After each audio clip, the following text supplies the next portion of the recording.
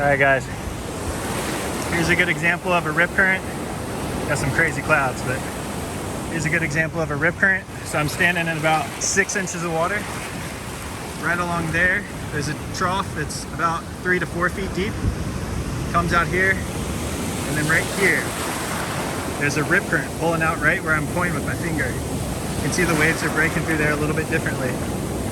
But if I hold the camera still, you'll actually see that the whitewater foam is moving out right there, while on both sides of it, it's moving in.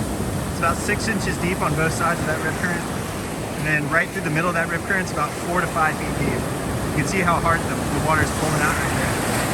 So you can imagine, right now it's just after low tide, so you can imagine when the water's 3 or 4 feet deeper, that rip current's occurring in about 7 feet of water, so even an adult wouldn't be able to stand. It's easy for them to get pulled out in that rip current. And then a little further out, the rip current gets weaker.